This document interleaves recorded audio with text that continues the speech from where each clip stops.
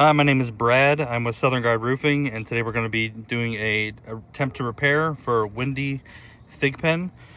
We're on her roof at 11735 Ashley Avenue, Northport, Alabama 35475.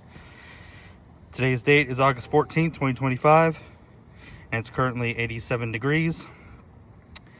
This is for claim number 625937, G as in golf, Q as in Quebec.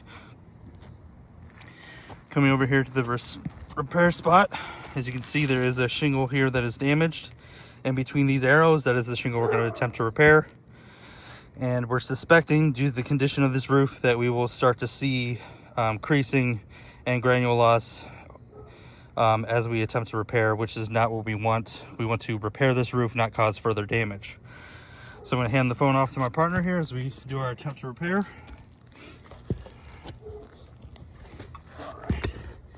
Starting with the shingle below that we're going to repair, I'm going to break the seals. Nice and gentle, this did not cause any damage. Today I'm using a standard flat bar to do this repair attempt and break the seals, pry open the nails to release these shingles. The reason I'm using a flat bar as opposed to a roofing snake, which most adjusters recommend, is because the design of the snake sits on the shingle below it, and when we strike it to drive the nail, it causes hail-like marks and damage to the shingle below it. As well as, according to code, to nail in the nails into the shingles, we need a clean strike on the head of the nail in order to drive it properly and make sure that it's installed properly. The roofing snake does not provide a flush nailing surface. It typically is skewed and causes the nail to go in at a different angle than straight. So I've loosened the shingles above, breaking those seals. Now I'm going to start prying open the nails. I'm going to start with this nail here, doing very minimal lifting to the shingle above it as to not cause damage.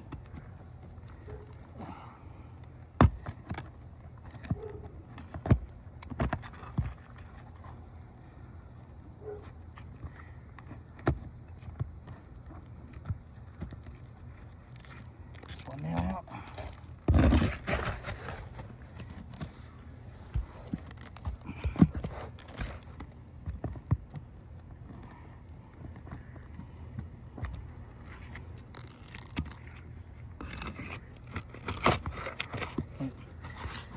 To zoom in on this real quick for me. As you can see, due to the brittleness of these shingles, the nail heads are ripping through the shingle itself, making it difficult to repair. I just want to make that note.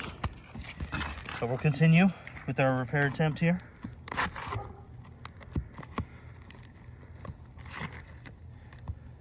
I can tell, but just by the brittleness and just what little work I've done here so far, that it's going to be difficult to repair this one.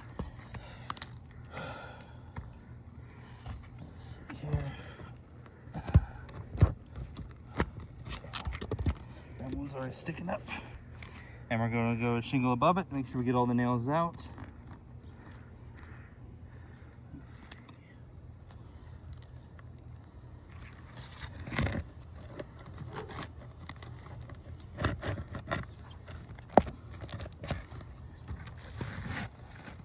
That one ripped through as well.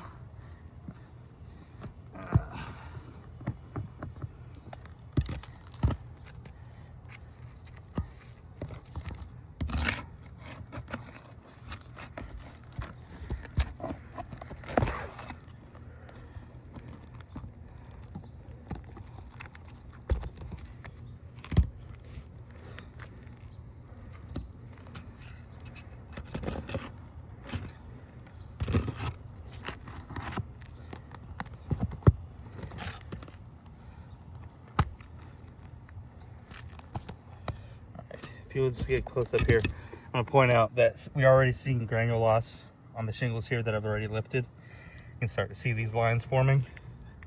That is damage. That is going to allow water to start seeping in. There is cracking in the matting there, as well as these shingles above it. You can slightly see it starting to form. But we're going to continue. This should be freed now. Let me see if I missed any nails. Oh, I think I missed one here somewhere. check. Not there. There. There's that nail.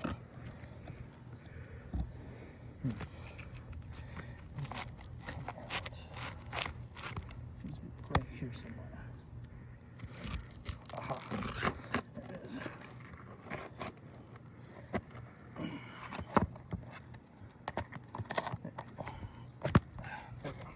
Now it should come out pretty well. There we go. Old shingle is out. Grabbing our new shingle. This is an Owens Corning 3-tab Onyx Black. Should be fairly matched with the shingle that we currently have here. Slide it up into place.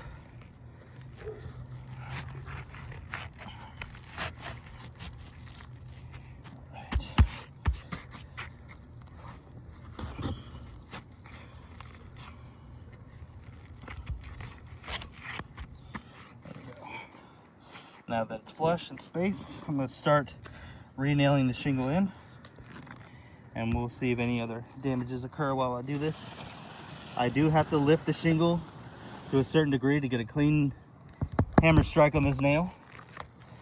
Keep in mind that this is required. I have to get it through the thickest part of the shingle in order for it to be properly installed. So I do have to lift it to a certain degree. But I'll be doing my best here not to cause further damage.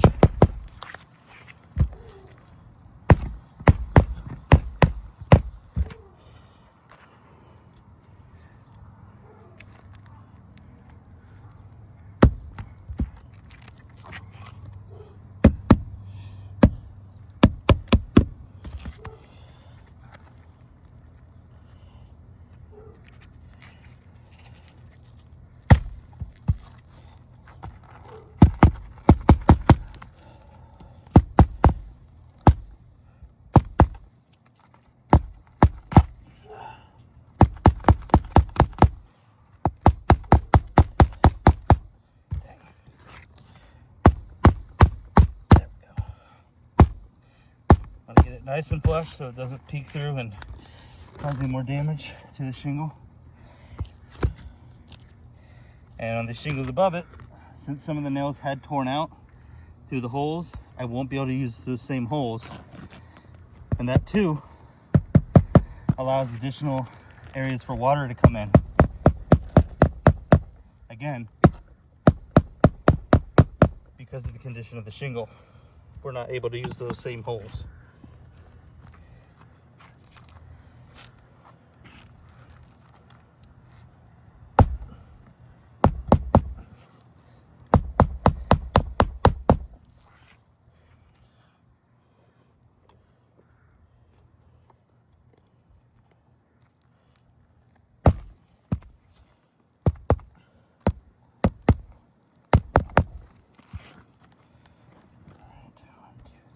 One more row.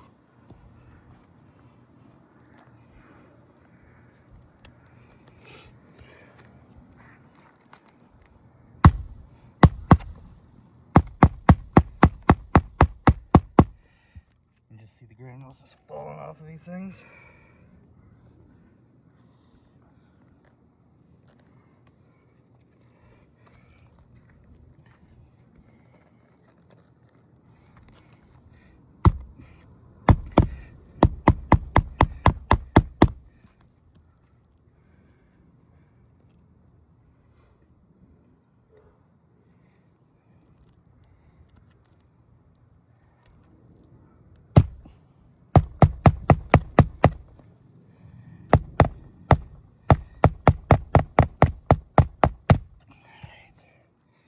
All right, so as you can see, there's creasing on these.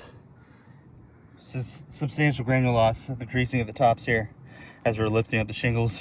And this one is here as well. So the repaired one is perfectly fine. But even without swiping or anything on these shingles, you can see the creases starting to form. But as I gently take my glove apart or cross it, you can see the damage that it's caused. Granules are just falling off. That is not going to be repelling water. That's causing more leakage, water leak intrusion, more problems for the homeowner down the road. So we're gonna mark this one as a failed attempt to repair, and hopefully we can get the insurance to understand the condition of these shingles is not repairable, and therefore replace the entire roof as this customer needs. All right, thank you, appreciate it, have a good one.